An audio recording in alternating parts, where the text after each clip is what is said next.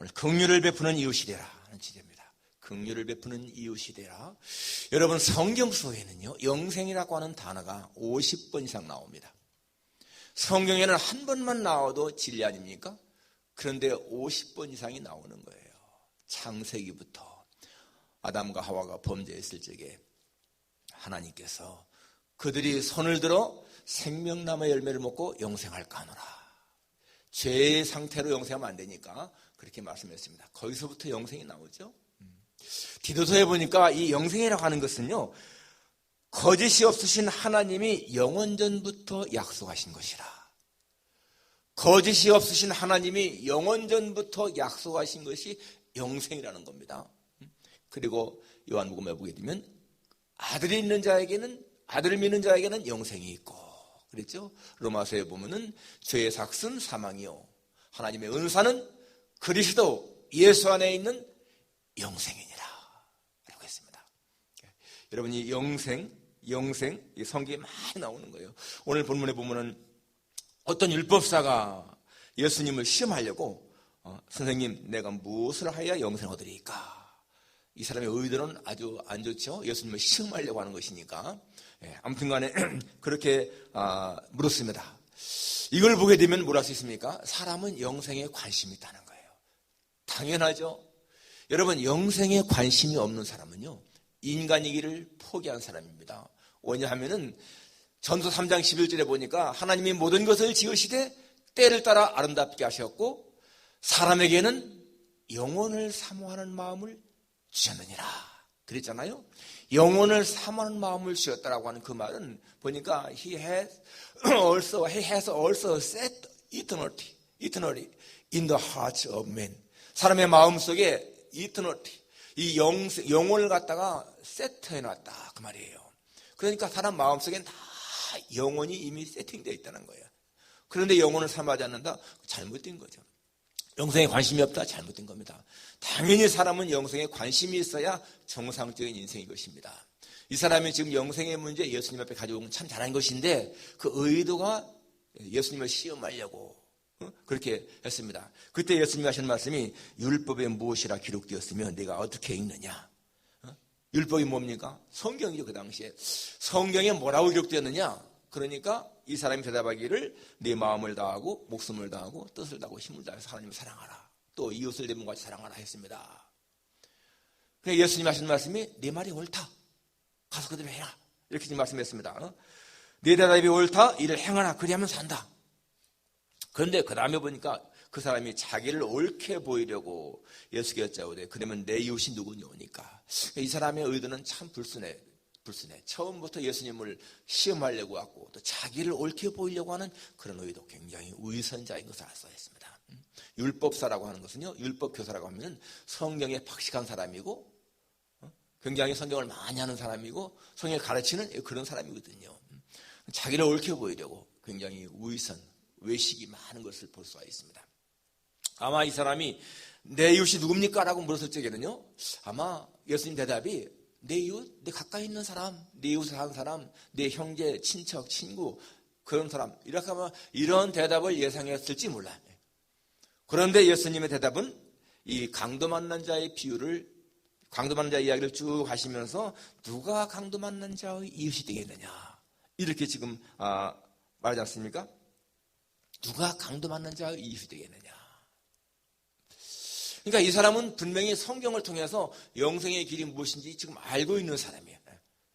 네 대답이 옳다 했으니까 성경의 가장 중요한 핵심 대계명이 뭐예요? 하나님 사랑, 이웃 사랑이잖아요. 사실 하나님을 뜨겁게 사랑하고 이웃을 제물같이 사랑하면은 하나님이 당연히 영생 얻게 하죠. 물론 그것이 행동 때문이 아니고 믿음 때문인 것을 알 수가 있습니다. 그런데 지금 이 사람에게 누가 강도 만난 자의 이웃이 되겠느냐? 지금 이 말을 쭉 들어보면은 강도 만난 자의 이웃이 많지 않잖아요. 드물잖아요. 레위인, 제사장 당연히 이웃이 돼야 되는데 안 되지 않습니까? 오늘날 현대인들의 좀 약점 중에 하나가 뭔가? 이웃이 없다는 거예요. 이웃이 부족하다. 만나는 사람은 많은데 여러분, 정말 나에게 문제가 있을 때에 내 마음을 터놓고 대화할 수 있는 그런 대상들이 얼마나 있어요. 그런 대상은 한두 사람만 있어도요, 행복한 거예요. 정말 내 마음을 주고받을 수 있는 그러한 이웃, 그러한 친구가 나에게 있는가? 한번 곰곰이 생각해 보게 되면요, 이게 마땅치가 않은 거예요. 사람은요, 영적인 존재이면서 사회적인 존재입니다. 이게 중요한 말인 거예요. 기억하십시오. 사람은 영적인 존재이면서 사회적인 존재다. 이게 무슨 말입니까? 사람은 영적인 존재이기 때문에 이 육신적인 문제, 물질적인 문제, 세상적인 문제, 이것만 해결돼 가지고서는 만족할 수가 없다 그겁니다. 육신적으로 건강하고 물질적으로 풍부하고 세상적으로 잘 나가 명예가 있고 그렇다고 해서 만족한 것이 아니라는 거예요. 아까 말한 것처럼 정말 목소리가 아름다워서 뭐 세상 무대에서 막 노래하는 사람들, 그것만 가지고서는 행복할 수가 없다는 겁니다. 그러니까 많은 그 가수를 보게 되면 그렇잖아요. 무대에서는 막 조명받으면서 찬양하고 노래할 때에는 굉장히 행복하지만은 딱 무대를 내려오면은 굉장히 허탈감을 느낀다. 그게 바로 뭐예요? 그게 영적인 존재이기 때문에 그런 거예요. 영적인 존재이기 때문에 영은 이 영의 주체이신 하나님과의 교제가 없으면 절대로 만족할 수가 없다는 것입니다. 하나님과의 교제가 있어야 만족을 누리는 거예요. 동시에 사회적인 존재입니다. 이 사회적인 존재라는 것은 뭐예요? 사람과의 관계 속에서 행복을 누린다는 거예요. 관계 속에서. 하나님은 인간을 창조할 때에 사람과의 관계 속에서 행복을 누리게 창조했습니다.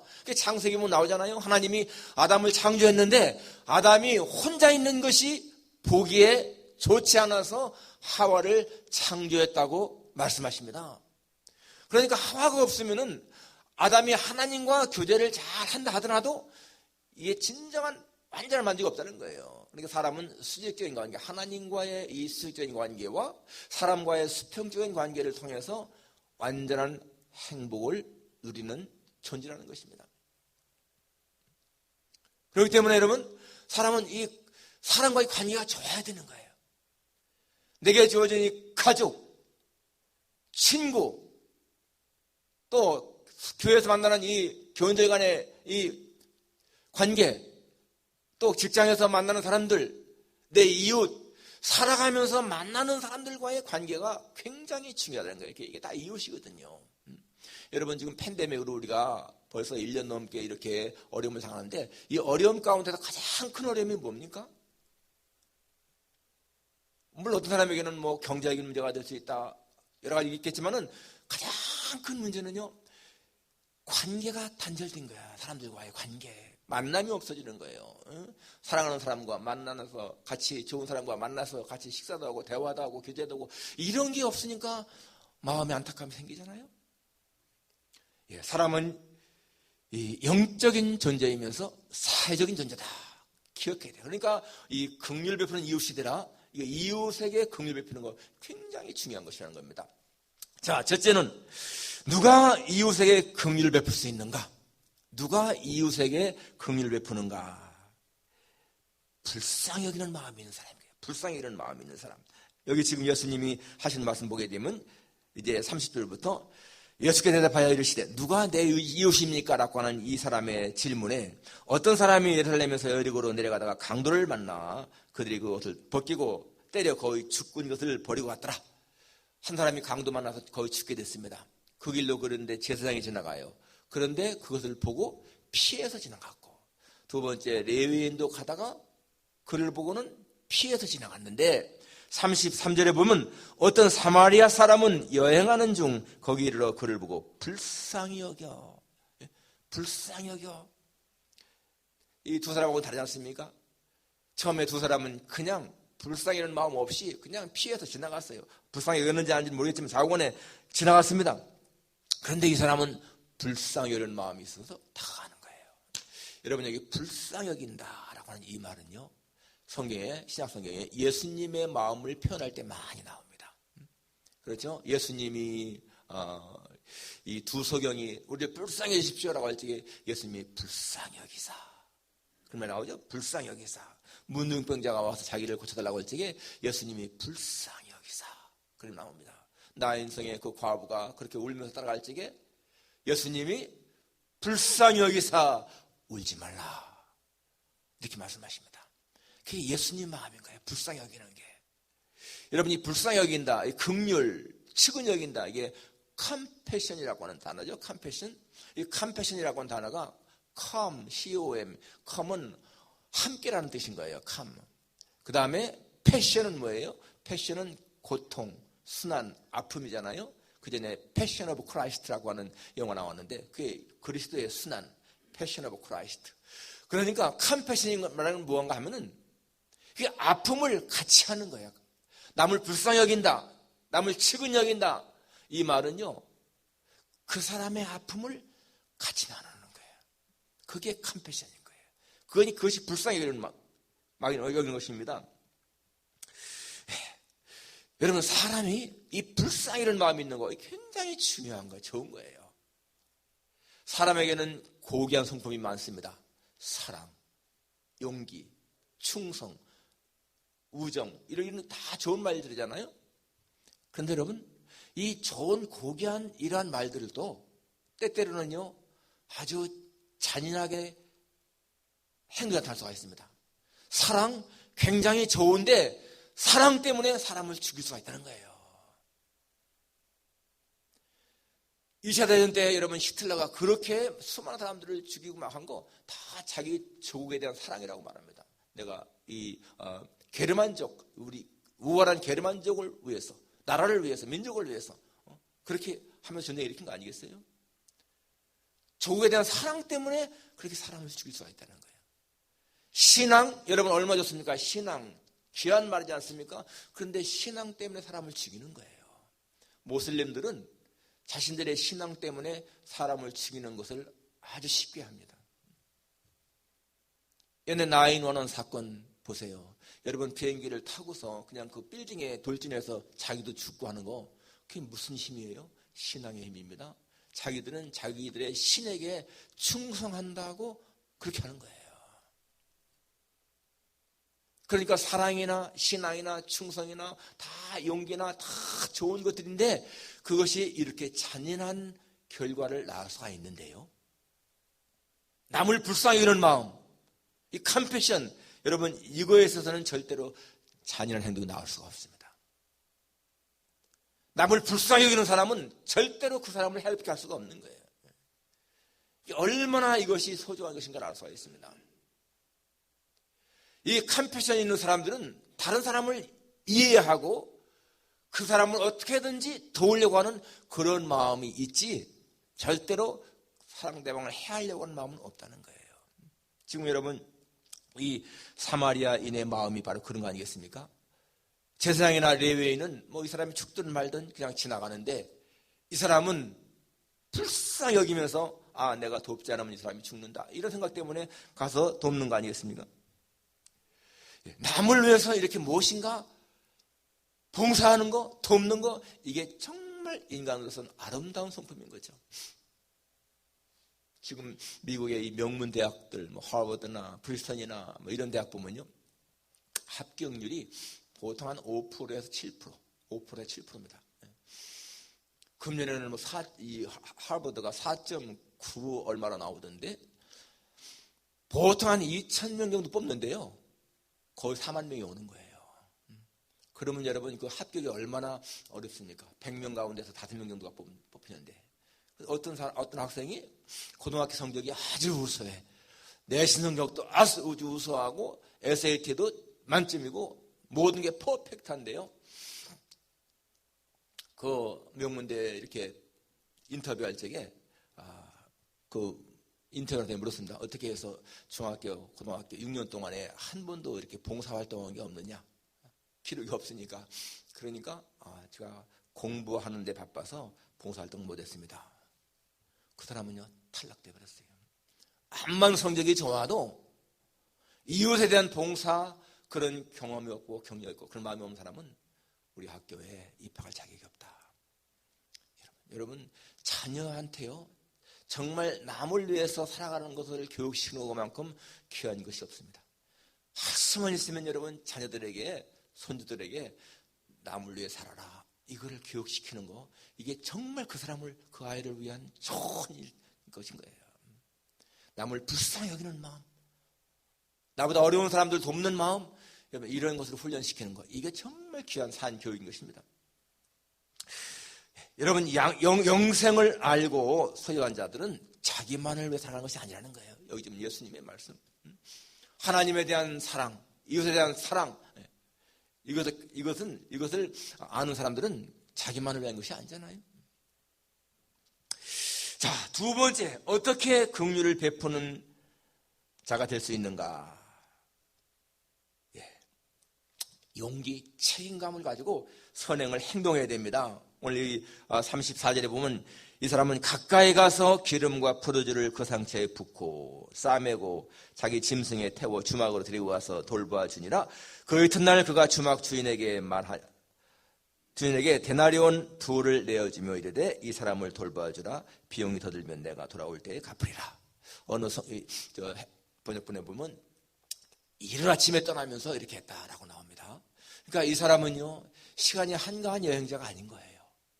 굉장히 바쁜 사람인 거예요. 돈이 남아도는 사람도 아닌 거예요. 정말 자기의 있는 소중한 것 가운데서 시간도 쪼개고 돈도 쪼개면서 이 사람을 돕는 그러한 것인 거예요. 측은 여기는 마음이 있어도 여러분 행동이 없으면은요, 소용이 없습니다. 이 사람은 책임감을 가지고 정말 불쌍히 여기는 마음, 그 책임감을 가지고 행동에 옮긴 것입니다. 성경은 이렇게 말하잖아요. 영혼 없는 몸이 죽은 것 같이 행함이 없는 믿음은 죽은 것이니라.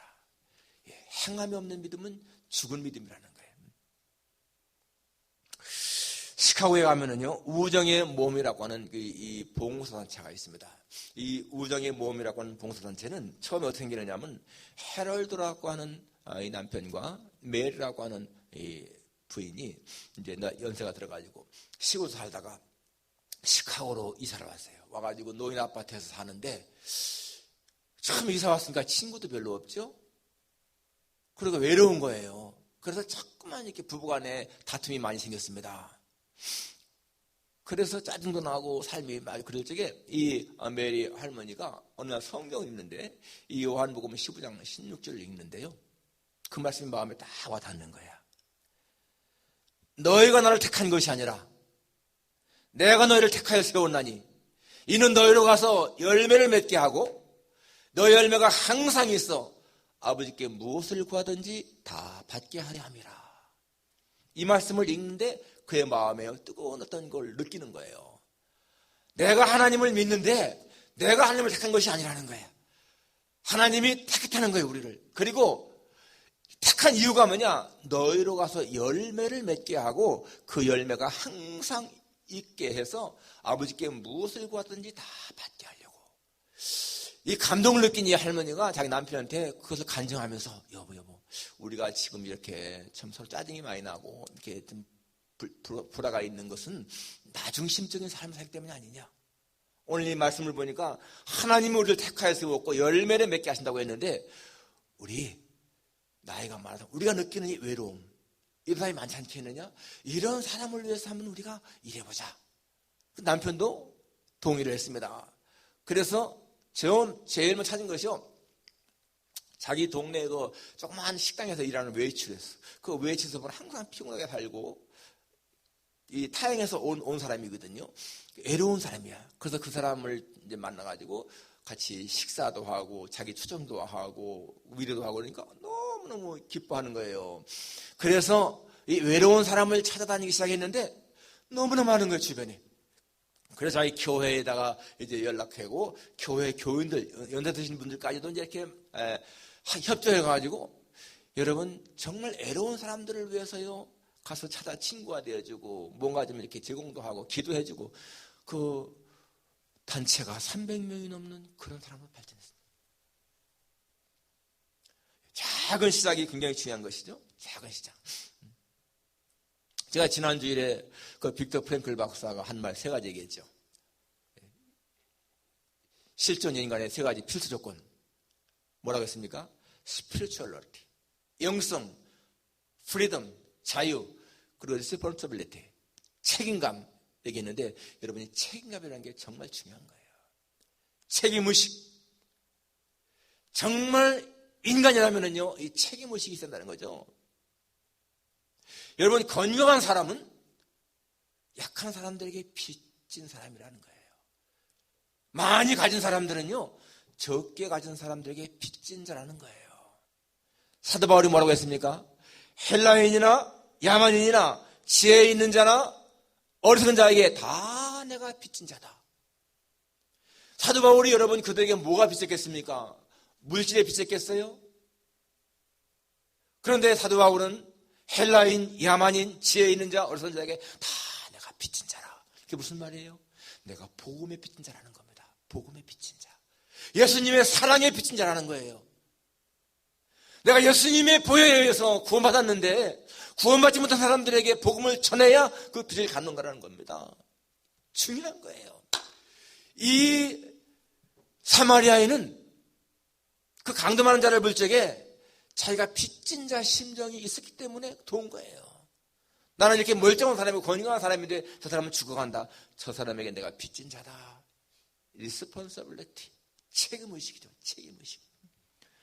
세상을 살아가면서 여러분 이러한 책임의식이 있는 그런 삶을 살아가는 사람들 어떻게 범죄하겠습니까? 진정한 시민, 참된 시민은 리스폰서빌리티가 있는 사람인 거예요. 책임의식이 있는 사람들. 여러분 우리가 일상생활 속에서 남을 도울 수 있는 그러한 기회가 있으면요 이게 복이라고 생각을 해야 돼. 그리고 기쁜 마음으로 도와야 되는 거예요. 그게 내가 사회인으로서 이 책임을 감당하는 것입니다. 그럴 때 여러분 우리 인생은요 만족을 누리는 거예요. 아까 말한 대로 영적인 존재이면서 사회적인 존재이기 때문에 하나님과의 관계가 올바르고 이 사람과의 관계가 올바르게 되면 진정한 만족함이 있죠. 그런 사람은 절대로 사는 것이요 허무하다 따분하다 그러지 않습니다. 충만한 기쁨이 있다. 만족하다. 그걸 느끼는 거죠. 자, 마지막 세 번째로 왜 우리가 남에게 긍휼을 베풀어야만 하는 것인가? 여기 예수님이 가서 너도 이와 같이 하라 라고 말씀했습니다. 가서 이 사마리아인처럼 그렇게 고난을 당한 사람, 어려움을 당한 사람을 도와라 그거 아니겠습니까? 왜 우리가 그렇게 해야 됩니까? 우리들 자신이 하나님에 의해서 긍휼함을 받은 사람이기 때문에 그렇죠. 여러분 여기 강도 만난 자가 누굽니까? 우리들 자신이잖아요. 사탄이라고 하는 강도를 만나서 죽어가던 자들이잖아요. 그런데 예수님이 여기 지금 이 사마리아인이 포도주를 붓고 기름을 부은 것처럼 자신의 피를 흘려서 우리를 구원하신 거 아니겠습니까? 우리는 그러니까 여기 이게 여러분 영생을 얻는 길이 아니고 이미 영생을 얻은 사람이 살아야 할 길인 거예요. 우리는 이미 우리의 행동이 아니라 하나님에 의해서 은혜로 구원받았기 때문에 우리가 이렇게 살아야 한다는 것이죠. 오늘 여기서 예수님이 여러분 우리에게 주시는 예수님 주시는 이 말씀, 진정한 우리의 이웃이 누구냐? 여기 레위인이나 제사장은 하나님을 잘 믿는다고 하는 사람들입니다. 그러니까 하나님을 잘 믿는다고 하는 사람들이 그것이 우리의 진정한 이웃이 아니고 남에게 멸시를 받고 천대를 받는 이 사마리아인이라 할지라도 어려움을 당한 사람에게 관심을 갖는 사람이 진정한 이웃이다 그 말인 거예요. 그래서 우리는 그렇게 어려움을 당한 사람들에게 생명을 공급하는 그런 사람이 되라. 그렇죠. 여러분 정말 이 세상에는요 이 외로움, 정에 굶진 사람들이 너무나 많습니다. 먹을 게 없어서 입을 게 없어서 그런 게 아니라 정말 마음을 채워줄 그런 사람이 없어서 굶는 사람들이 많다는 거예요. 그래서 그런 사람들에게 긍휼을 베푸는 사람들이 되어라. 여러분 한번 생각해 보십시오. 우리 자신이 지금까지 살아오면서 나에게만 관심을 많이 기울이고 살아오지 않았는가? 나에 대한 관심, 내 가족, 나만을 위해서. 그런데 예수님은 그러한 관심을요 남에게도 나눠주라는 거죠. 남에게도 내 이웃을 내 몸과 같이 사랑하라 하는 것은 이웃에게 관심을 좀 더 베풀어라 그 말입니다. 우리는 정말 나만을 위한 삶에서 이제는 다른 사람을 위한 그런 관심을 갖는 삶이 되어야 되는 거죠. 어느 묘지 옆에요 꽃가게가 있었습니다. 이 꽃가게는 사람들이 와서 이제 꽃을 사가서 이렇게 묘지에다가 놓았는데 어느 날 그 가게 조금 떨어진 곳에 어떤 할아버지가 그냥 길바닥에다가 꽃을 놓고 팔고 있었어요. 그런데 할아버지가 파는 꽃은 어디서 떠와 사는 게 아니고 이 할아버지가요 묘지를 한 바퀴 싹 돌고 와서 거기서 남들이 갖다 놓은 그 꽃 그걸 저녁에 가가지고 다 걷어와서 놓고 파는 그러한 장사였습니다. 그러니까 이 꽃가게 아들이요 아버지한테 말했습니다. 아버지 고발하세요. 저런 분이 어디 있습니까? 어떻게 그래 묘지에 있는 꽃을 갖다 걷어다가 팝니까? 화를 내면서 그러니까 아버지는 잠자코 있으면서 아들아 그렇게 화내지 말아라. 어느 날 눈이 내리는 거예요. 눈이 내리니까 이 할아버지가 손님도 없고 꽃도 갈 수가 없지 않습니까? 그런데 이 아버지가요 꽃을 잔뜩 가지고 가서 이 무덤 저 무덤 앞에 꽃을 놓았습니다. 그리고 돌아오니까 이 할아버지가 그 꽃을 또 묘지에 가서 주우러 가는 거예요. 그 가는 뒷모습을 보면서 이 아버지는요 흐뭇한 미소를 짓는데 바로 그것을 바라보는 이 아들은 그 아버지의 마음을 그제서야 깨닫고 눈물을 흘렸습니다. 남을 생각하는 그 마음. 자신은 그렇게 하지 않아도 얼마나 살 수 있는데 저 할아버지는 그렇게 하지 않으면 살 수가 없으니까 돕는 거 아니겠어요? 그런 마음이 바로 이웃에게 긍휼을 베푸는 마음이지요. 여러분, 내가 나보다 너만 갖고 있다면 그것은 갖지 못한 사람들에 대한 미친 것이다. 항상 기억하면서 다른 사람들에게 긍휼을 베푸는 이웃으로 정말 만나는 사람들에게 좋은 이웃으로 살아갈 수 있기를 주님의 이름으로 축원합니다. 기도하겠습니다. 하나님 아버지, 영생을 묻는 청년에게 예수님은 성경이 뭐라고 기록되어 있는 말씀했고 그런 말 하나님 사랑, 이웃 사랑이라고 했으며 이웃이 누군가에 대해서 말씀할 적에 주님은 강도 맞는 자의 이야기를 했습니다. 강도 맞는 자의 진정한 이웃은 자기를 돕는 사람이라고 했습니다. 하나님 아버지, 우리가 지금까지 살아온 것은 우리에게 좋은 선행을 베푼 사람들의 손길, 또 하나님의 은혜인 것을 기억합니다. 우리도 다른 사람들에게 도움의 손길을 베풀며 살 수 있기를 원합니다. 그래서 하나님, 그러한 삶이 세상을 아름답게 하고 하나님을 기쁘시게 하는 것인 줄 깨닫사오니 거룩하신 아버지 하나님이여, 우리는 영적인 존재요 사회적인 존재인 것을 알고 하나님과의 교제를 통해 사람과의 교제를 통해서 진정한 만족을 누리는 삶이 되게 해 주옵소서. 예수님의 거룩하신 이름으로 기도합니다.